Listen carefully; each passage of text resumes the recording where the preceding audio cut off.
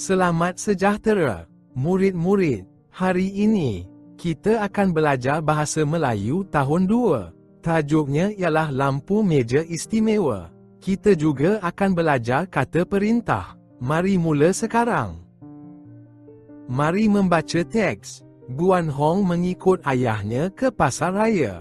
Dia ternampak sebuah lampu meja yang istimewa. Bentuk lampu itu sungguh unik. Lampu itu boleh dilipat dan mudah dibawa ke mana-mana. Selain itu, lampu itu boleh menunjukkan tarikh, masa dan bacaan suhu. Guan Hong amat tertarik. Dia membaca arahan tentang penggunaan lampu itu. Murid-murid, mari membaca perkataan baharu. Lampu meja, lampu meja. Istimewa, istimewa. Unik, unik. Lipat, lipat. Tarikh, tarikh. Masa, masa. Suhu, suhu. Arahan, arahan. Penggunaan, penggunaan. Tertarik, tertarik.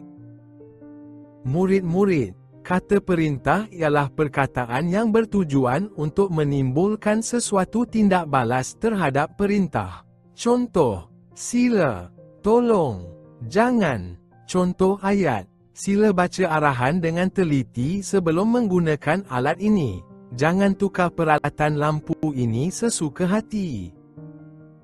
Murid-murid, mari belajar tentang lampu meja. Lampu meja ini boleh dilipat. Lampu meja ini menunjukkan suhu. Lampu meja ini menunjukkan tarikh. Lampu meja ini menunjukkan masa.